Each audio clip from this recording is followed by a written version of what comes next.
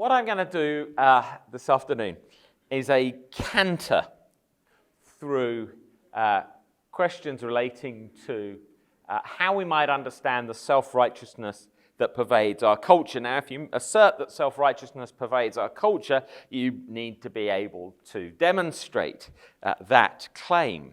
And on one side of the debate, I think what we have is what might be described as the victimhood. Those who would identify themselves as progressive often want to trash all binaries except one, the binary between oppressor and oppressed.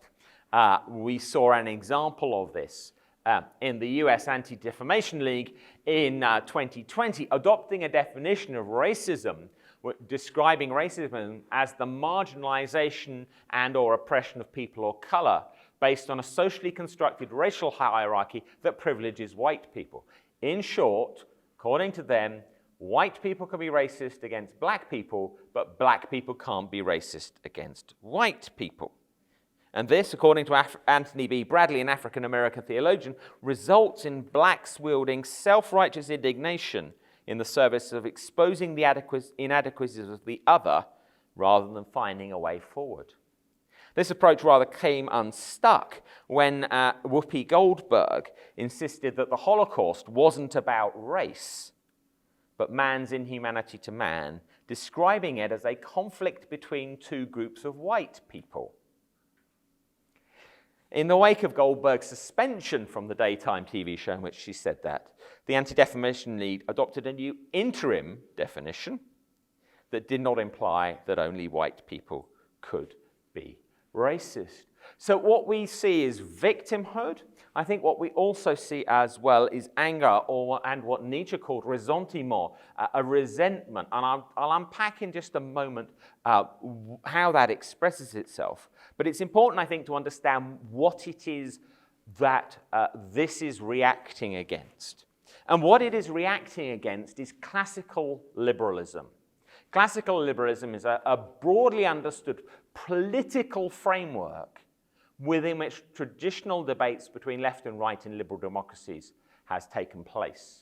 And classical liberalism claims to offer equality of opportunity.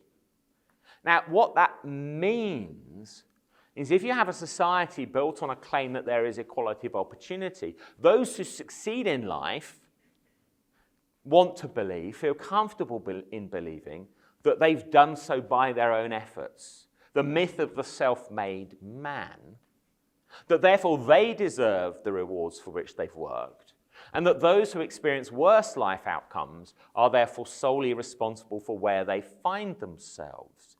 That's quite a comfortable view of the world if you're one of life's winners. And of course, classical liberalism, one of its main figures is J.S. Mill. And J.S. Mill basically says, live the life you want to live so long as you're not causing harm to others. And harm to others is defined quite narrowly. So basically our obligations towards one another are to not interfere with other people pursuing their vision and view of the good life. Now, from quite a surprising quarter, you find Michael Sandel, Harvard professor, critiquing this in a book he wrote a couple of years ago called The Tyranny of Merit, and then he subsequently followed up with a Theos lecture on the subject. So he says, I teach at Harvard, I see all these super bright young students arriving at Harvard who think that they deserve the meal ticket they have got for life as a result of getting a Harvard education. Whereas he says in reality, Harvard has so many applications. There are probably 4, 5, 6 times the number of students we're able to take who would be good enough to get a Harvard education. The truth is there's a lottery that determines whether or not you get into Harvard. But if you get into Harvard, you don't want to believe that you were the beneficiary of a lottery. You want to believe that you got there because there was something special about you. And as the subtitle of his book, What's Become of the Common Good, suggests, this excessive focus on meritocracy and individualism has meant that classical liberalism has had an emaciated view of the common good. It's forgotten to think about what are our obligations in community that might simply go beyond not getting in your way. What might I owe in terms of duties towards one another? Now, it does seem to me that that view of equality of opportunity was the air that generations up to and including mine, and I'm a child of the 1970s, breathed. You know, I grew up in, and what I had, particularly off the back of changes in legislation that was in the 1960s and 70s that were purporting to make sure that discrimination didn't occur, I was living in a society in which there was more and more equality of opportunity than there'd ever been before. But people who grew up with that as the sort of message believe that they have lived their working lives according to a set of rules of the game. There was an understanding that, broadly speaking, whoever was in power, left or right, you got on with the job, you made your investments, you made your pension contributions, and you knew what you were going to get as you headed towards retirement. And so those who see the world in this way feel very strongly now that when the progressives are popping up and saying, excuse me, there's something gone wrong with all your privilege, that the rug is being pulled away. And that the rules of the game are being changed when they're 3/4 of the way or more through playing it. So that, I think, is what the progressives are reacting against, the idol of meritocracy. And they do so on the basis, put bluntly, that equality of opportunity as promised by classical liberalism has not been delivered. And this gives rise to increasingly what I'm calling the epistemological privilege of the oppressed. That's a really, really fancy way for saying you don't know what it's like. And it's not just you don't know what it's like, it's you will never know what it's like. So black liberation theologian James H. Cone, whites are not free to offer prescriptions about issues in the black community because they're not members of an oppressed community. According to black critical race theorist Derek Bell, oppressors cannot be trusted to care for the interests of the oppressed. Any supposed attempt to do so is just one more instance of oppression. Only the oppressed have the right to talk about their oppression, not only because they alone have experienced it, but also because they alone can be trusted to represent it accurately. And that places those of us who are privileged in a double bind, because on the one hand, I'm supposed to do everything I can to understand the problems faced by the oppressed, but on the other hand, I can never do so because I can never inhabit that experience. It's also worth just pointing out at the moment, this analysis is inconsistent with a progressive dependence on Karl Marx for many of its framing concepts. Karl Marx's father was an attorney who owned vineyards and real estate. He grew up enjoying regular conversations with and access to the library of Baron von Masthallen, and he went to the top German universities in Berlin and Jena. Later on, when he's writing his works, The Communist Manifesto and others, he does so in collaboration with Friedrich Engels, whose father was the owner of large textile factories in Manchester in England and Barmen in Prussia. So the plight of the working classes was theorized by a son of the bourgeoisie and the son of a capitalist. If only the oppressed should be allowed to speak about their condition, we should definitely ignore Marx and Engels because they're speaking from a place of privilege.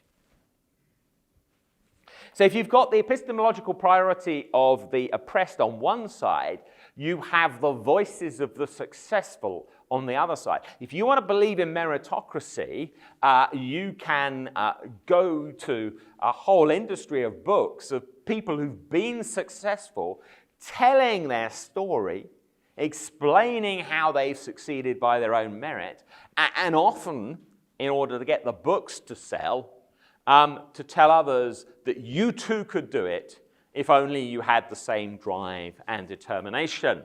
So, how I made my first internet million, how you can too. How to make millions in real estate in 3 years, starting with no cash. How to build your buy-to-let property empire. Now it's how to become a Bitcoin millionaire, because if only you'd bought Bitcoin in 2010, it would be worth loads now, and here are new cryptocurrencies that you can do it in. CNBC has its Make It channel, and with just loads and loads of people who succeeded.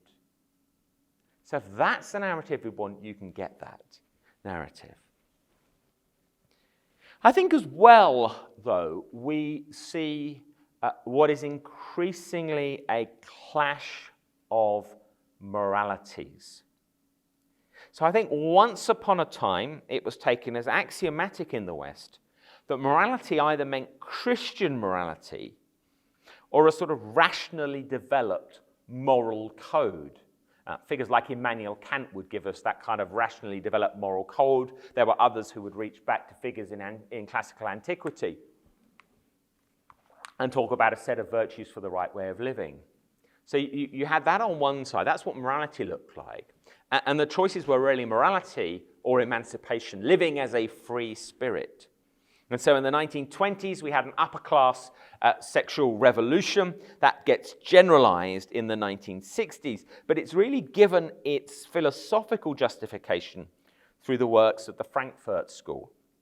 Theodor Adorno, his book, The Authoritarian Personality, written in 1950, taught that the traditional family is the seedbed for authoritarianism. But Marcuse, in One-Dimensional Man, suggested that the democracies that we live in are totalitarian, imposing a form of technical rationality on every aspect of culture and public life. Family values and traditional social morality rejected as guides to the good life in favor of emancipation. Freedom is autonomy. Hierarchy is oppression. Self-repression is bad. But rare indeed is the Don Juan, the Marquis de Sade, or the protagonist in Les Liaisons Dangereuses, or Jordan Belfort, the Wolf of Wall Street on the previous slide, who is willing to rejoice in their own immorality or amorality. Most people don't want to be thought of as immoral or amoral. Most people want to be thought of as moral. And so what we've got now, I think, is not a straightforward clash between traditional morality versus freedom. What I think we have now is a clash of moralities. And so wokeness as a new morality, using that term in broad popular discourse rather than with precision at the moment, sees patriarchy, fixed gender roles, racial inequality, homophobia, transphobia, climate change, and you can carry on a list really, of things that are repudiated as evil. Today's progressives do not see themselves as libertines. They see themselves as highly moral. And they think that conservatives and classical liberals are either blind to the consequences of their own morality or hypocritical. So songwriters like gay British musician Benedict Cork now write songs about freeing themselves from bad religion and being through with praying my love away, the lyrics to his song Miracle.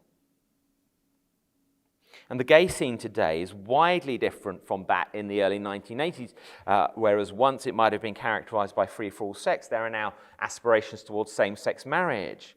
Sexual unfaithfulness remains widely condemned in popular culture, but with some wriggle room for those who successfully assert that their identity is polyamorous. To be in favor of same-sex marriage is to be in favor of equal marriage, and on the right side of history, to be against same-sex marriage is to be hateful and oppressive. And the colorblindness of classical liberalism is judged for its failure to live up to its promises. The continuing disparities in life outcomes for black people compared to white people expose classical liberalism to be a facade for continued white supremacy. So beyond affirmative action, there's a call to be actively racist. Those who cling to the classical liberal paradigm and categories are in denial.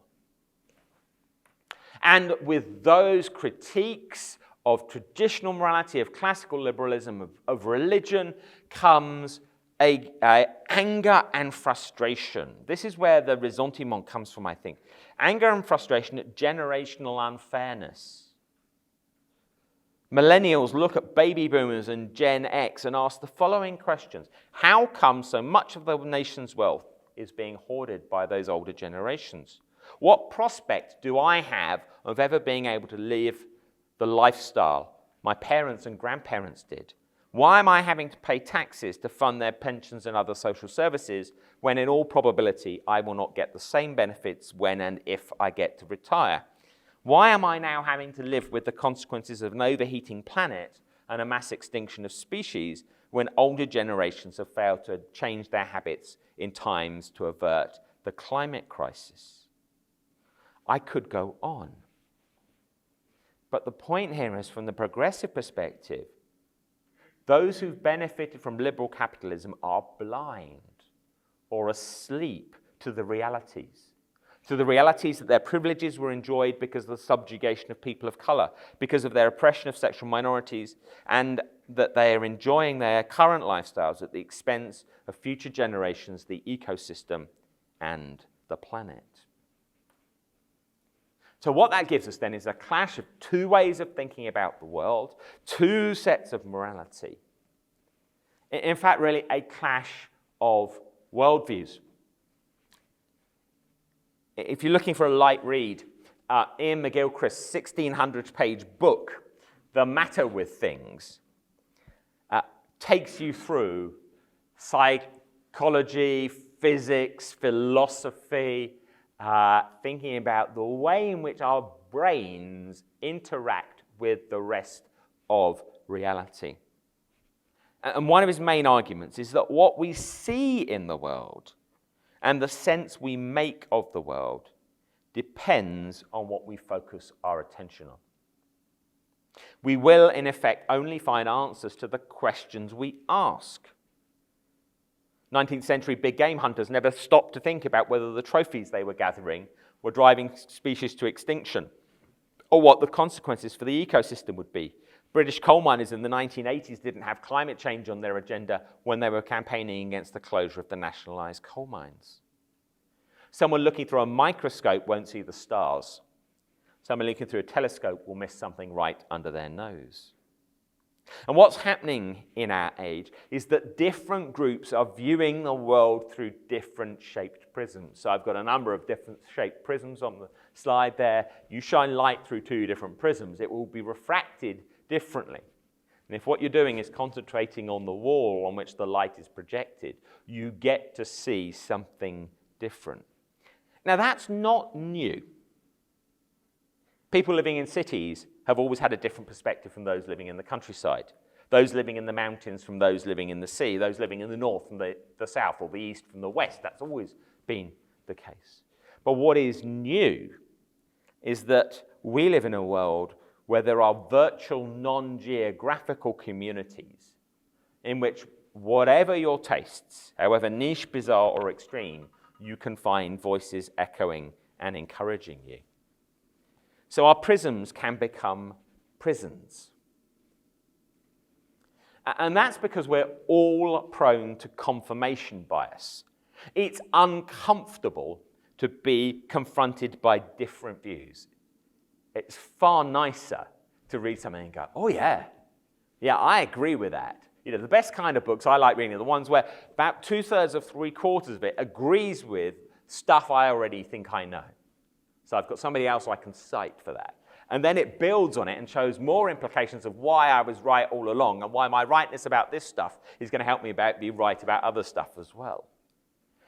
It's mentally taxing to read writers from other cultures or other times and to try to understand and build bridges between their perspective and our own. Few people today receive a classical education. Few are taught the history of their country in a systematic way. I know from a conversation with one person in the audience, we'll teach the history of England and Scotland and focus on the trials of witches and then maybe a few other interesting bits rather than a systematic sweep that shows us the good things and the bad things in our countries across a long history. Few people today are encouraged to read Homer or Plato or taught the philosophies of Kant and Hegel, let alone the Bible. Now, this is an example of what C.S. Lewis called chronological snobbery. in 1952, so 70 years ago, he was warning about the uncritical acceptance of the intellectual climate common to our own age, and the assumption that whatever has gone out of date is on that account discredited. He said, if you're thinking about an idea, whether it's a good idea or a bad idea, you need to take it on its merits. And if it's an old idea, you need to ask, did it go out of date because it was refuted, or simply because it went out of fashion? And if there's a knockdown argument against it, leave it in the past. If it just went out of fashion, you have to ask some questions about why it went out of fashion. Maybe the people where it went out of fashion, they were the ones who got it wrong. So what McGilchrist in his book last year suggests is that there was a period of time where we simply ignored the wisdom of the past and of other cultures. But now, actually, we're actively trashing it. That's what traducing means, that we are actively going against ancient wisdom, but he would also want to say acting with contempt for future generations, failing to think about what we're leaving them in terms, not primarily of what we're doing for the impact of the planet, but what we're leaving them in terms of a framework for living together sensibly. So we sit in judgment on other times and other places, the art, literature, and people of the past and other people's cultures, but we have no idea how very weird our own values are when set in context. And that's because what we have going on is a supercharged feedback loop for the views that we already hold. Yeah. We are able to find print media, but increasingly online media, that will confirm our view of reality. All those wonderful algorithms, whenever I do a Google search, or whenever I'm on Twitter or Facebook, they're all going, well, you like this sort of material, you like seeing the world in this way, here's more of it. But it's not just that. It's not just that these things actively give me more of that I've chosen. They also filter out things. So even if I go into the conscious effort of trying to follow and interact with people who see things differently, if I don't respond liking all of that new content, within 3 months, it's all fallen off my radar. It doesn't come up on page 1 when I'm flicking through. But I think something else has happened as well. The paradigm of classical liberalism says there should be equality of opportunity, but it also says that somewhere out there is an objective truth, an objective best way for organizing society, objective answers to some of the big questions, or at least if not objective answers, a set of rules of the game for finding a consensus where you and I can see that we're never ultimately going to convince one another, but both of us are doing our best to think things through. So there's a kind of, you conduct your debates on the basis of some sort of logic, some sort of hope for reason to be the primary way of developing and advancing and coming to some sort of convergence, consensus, or agreement to disagree. 30 years ago, John Milbank claimed that in the current culture, engaging in rational argument has been replaced by conflicts between different narratives, and that instead of placing our hope in logic, we need to recognize that rhetoric trumps. And I think Milbank is right to this extent. Few people have the intellectual self-awareness or the intellectual honesty to recognize inconsistencies, especially foundational inconsistencies, in their positions. Few are troubled by the analytic claim that a truth is something that makes a universal claim. It establishes a measure to which reason, and indeed all persons with reason, must conform. So it's commonplace for people to say today there's no such things, absolute or objective truth. And therefore any claims to objective truth are simply power grabs. But such a claim does not stop them from criticizing the Euro-hetero patriarchy.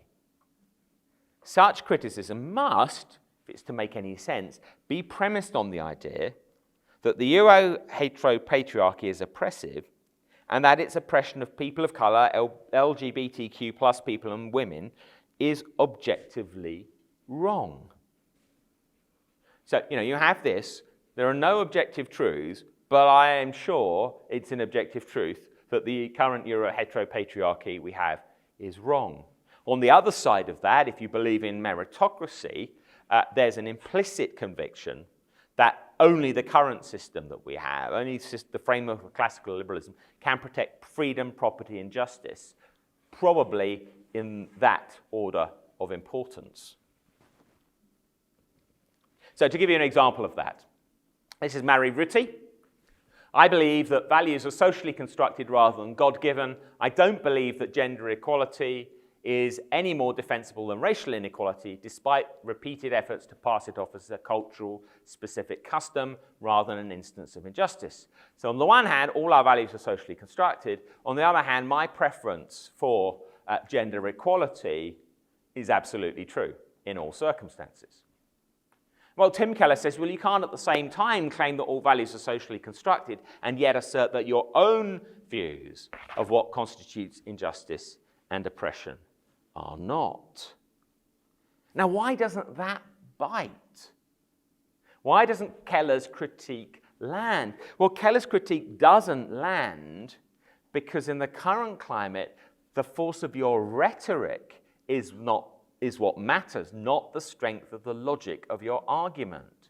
So for Ritty, what matters is, so long as I can persuade you that my view of a society without gender inequality is more attractive, more desirable than the current one, the fact that I may be absolutely on quicksand when it comes to reasons within my own system for explaining that doesn't bother me. That's not the terrain that we are playing on. This, by the way, down here is Patrick Henry proclaiming, "Give me liberty or give me death." An early example of just a kind of slogan, powerful slogan at the time of the American Revolution, American War of Independence, and those kind of slogans still, are the things that matter. The war for progressivism is driven by advertising slogans. Labels are for bottles, rather than somebody coming through and saying, right, here we go. You're going to have trouble disagreeing with the logical force of steps 1 to 8 in my argument. Now, in some ways, this isn't new.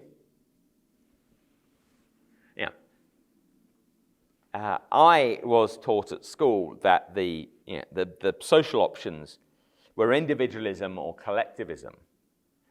State control versus individualism.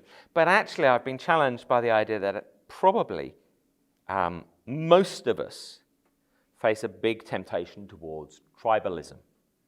Jesus knew the limits of our natural affections. He recognized that the bonds of kinship, friendship, national and religious identity tend to draw circles with those we identify with inside the circle and those we identify against outside the circle. Humanly speaking, I think, greater love has no man than this, than to lay down one's life for one's friends. But Jesus challenges his followers to go beyond tribalism. He provocatively asks in Matthew 5:46, if you love only those who love you, what reward will you get? He told the parable of the Good Samaritan about someone who'd got the wrong idea about religion in theory, but the right idea about what love looks like in practice. Would he tell the parable of the good Russian Orthodox today? Would he tell the parable of the good conservative?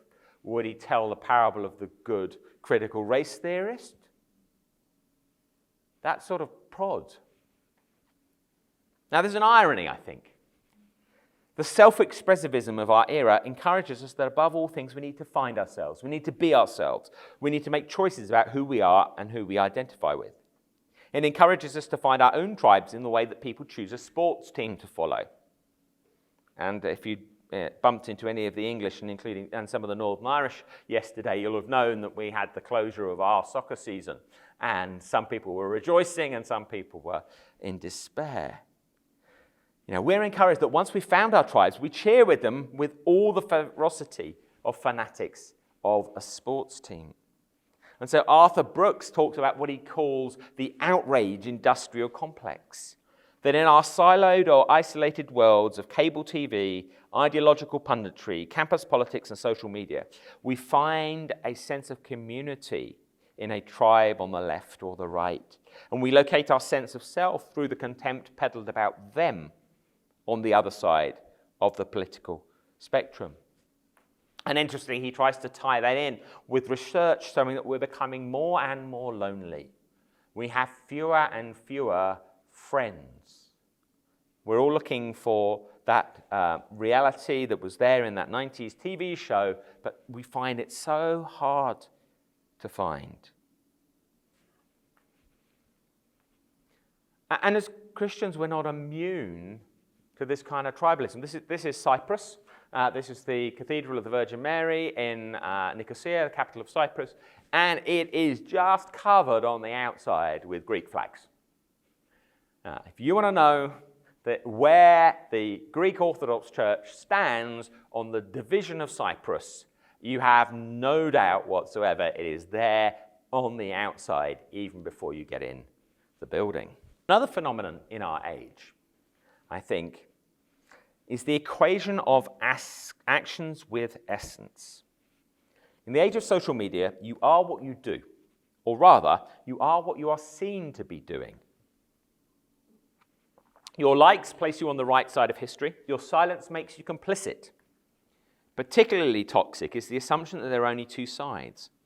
Rather than learning from one another, instead the prevailing mood of the moment is that one false move disqualifies you from having anything relevant to say on anything else.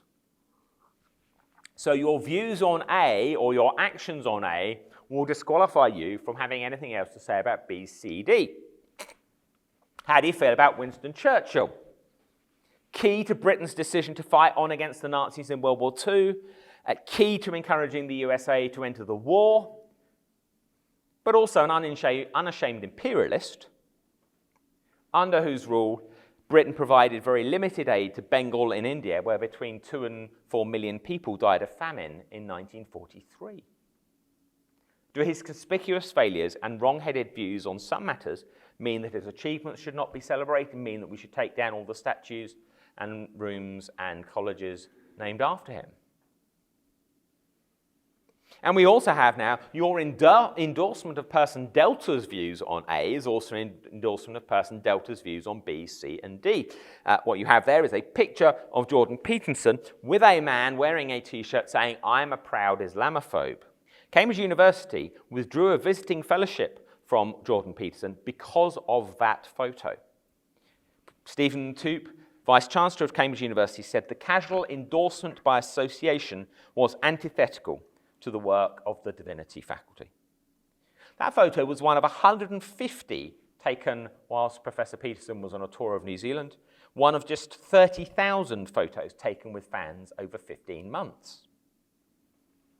Now, Cambridge University has subsequently issued a fresh invitation to Jordan Peterson following a bit of a kickback from its own academic staff. But the chilling effect of such a stance is striking. In order to remain acceptable to the UK's academic elite, visiting professors now have to do everything they can to ensure they're not photographed in any situation where they could be taken as positively endorsing or refraining from condemning anyone whose views on any issues are regarded as objectionable. So I am really glad that all the people whose hands I've shaken before this weren't wearing T-shirts with logos on. Now that's interestingly in stark contrast to the approach Martin Luther King took. He said, in order to love the enemy neighbor, we must recognize that the negative deed of the enemy does not represent all that the individual is. His evil deed does not represent his whole being. King was able to distinguish, dealing with violent racists who were beating him and threatening his life and ultimately who killed him. He was able to distinguish between a person's actions and their being. So, are these attractions of self-righteousness, this labeling of people as one thing or the other and then refusing to listen to them, is this new? Not entirely. The temptation of the world to divide the world into them and us has been there since the Tower of Babel, if not from the time of Cain and Abel.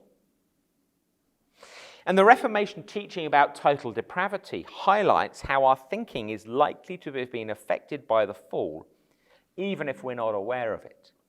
We're naturally prone to blind spots and self-deception.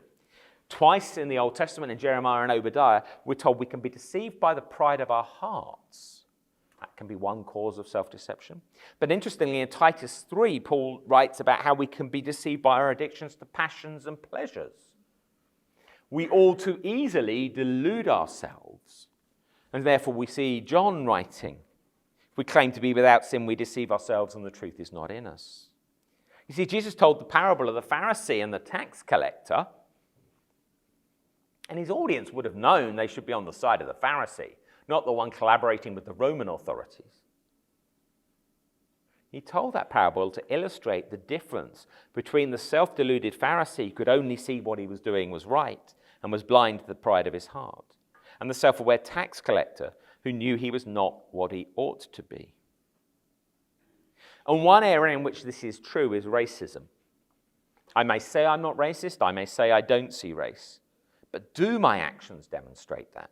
Do people of colour feel that I treat them the same as I treat white people? Or do I even unconsciously deal with them differently? Evangelical black scholar Bruce Fields reminds us what many of us are ignorant of, through self-deception at best or rebellion at worst, is the possibility that there are racist attitudes and actions with which we are not aware, or racist structures in which we are complicit. So in one sense, this is a perennial problem. In other sense, it's got particular facets due to technological forces within our society and due to the way in which debates are lining up and intellectual trends that are current. How might we respond to that? The first thing to do is to listen. You do not have the right not to be offended. To refuse to listen is to depersonalize someone. To listen is to allow them to speak and to allow the possibility that God might speak through them to identify blind spots, insensitivities, or inconsistencies in our own views. Forgiveness and reconciliation can only happen once the truth has been told. On the race issue, Esau Macaulay is right to insist that black Christians can and must articulate what has happened to us, to God, and to others as part of the healing process. We must tell the truth.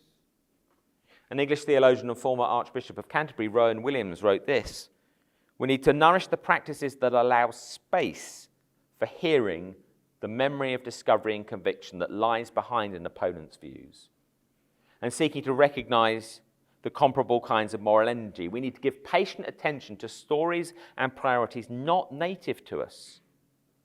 And this requires the construction of environments in which there is enough time for such things to be articulated." If you're dealing with somebody with whom you have significant differences, 5 minutes is not going to be enough to be able to connect and hear and understand. To listen means we treat people with respect. We tune in to their perspective. And having done that, we then need to discern. Often, in our most contentious debates, both sides have got part of the truth, or both sides have a concern which needs to be taken seriously, even though it may ultimately be outweighed. And in On Christian Teaching, Augustine provides a theological framework for engaging with people whose worldview was very different from his. He says, "We ought not to refuse letters because they say the god Mercury discovered them, nor because they've dedicated temples to justice and virtue and prefer to worship things in the form of stones that ought to have the place in their heart. Ought we, on that account, to forsake justice and virtue?" So just as, certain ideas could be found originally in pagan books, doesn't mean we go, oh, boy, they're in a pagan book, so we chuck them out on that account. Just because justice and virtue are things that others honor, we say, well, hang on a minute. We can't use the term social justice anymore. We've got to avoid that. He says, every good and true Christian must understand that whatever truth may be found, wherever truth may be found, it belongs to his master. And while he recognizes and acknowledges the truth, even in their religious literature, let him reject the figments of superstition. See, Augustine had confidence that all truth belongs to God, and that God has, through God's common grace, revealed some of that truth, even to those whose outlook is non-Christian or anti-Christian. And actually, that's not even a New Testament principle, it's an Old Testament principle. The Old Testament principle is that judgment happens to the people of God sometimes from people you're thinking, well, how could God possibly use the Babylonians or the Assyrians to teach us something, to show us that actually we've missed an aspect of what it means to live as God's people? And if we happen to find ourselves in dispute with fellow Christians, one thing that we can do is read the scriptures together. And that can be particularly powerful cross-culturally. My own experience has been that my understanding of biblical truth and my ability to distinguish it from my cultural prejudices has been strengthened by reading as a Gentile Christian with Jewish Christians and as an English Christian with French Christians. And we've got loads of access to resources, including at the bookstore, where you can go and pick up commentaries on Scripture from other people in other places and at other times to help us understand what the Bible is saying. And we need, of course, to reflect, to recognize our own sinfulness. African-American theologian J. Diotis Roberts criticized James Cone for overemphasizing the sin of racism to the exclusion of other types of sinfulness. Roberts wrote, "Sin as moral evil, as it manifests itself in the brokenness in human relationships between blacks and whites, is personal and social. Blacks and whites must reckon with the personal and social directions of sin. Sin as self-centeredness is a disease that affects the black community as well as the white community." If he was writing now, he could write, "Sin as self-centeredness is a disease that afflicts the woke as well as the classical liberals." Each one of us needs to be open to the possibility that our current perspective may be too limited or just plain wrong. So Chris Watkins, who's currently working on critical race theory with a paper coming out shortly, shared with me a draft. And in that draft he writes, just because we're Christians does not give us warrant for thinking we're right and others are wrong. Grace uniquely leaves no room for looking down on the unsaved or thinking oneself superior for being saved. Forgiveness is offered without distinction and without reservation to all who repent, regardless of their offense. So that means I need to be circumspect in my confidence in my own readings of Scripture. Now, that's one of the reasons I love the creeds and I love the confessions of the Reformation so much. They show me how other Christians at different cultures and in different times understood the unchanging fundamentals of the faith. They help me come back to a point of orthodoxy when I've wandered off. But despite this, as Moses Silver says, our interpretation of Scripture may be wrong because we are weak, limited, ignorant, and sinful.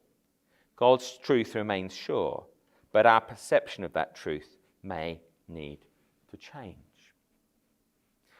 So what might we say in conclusion?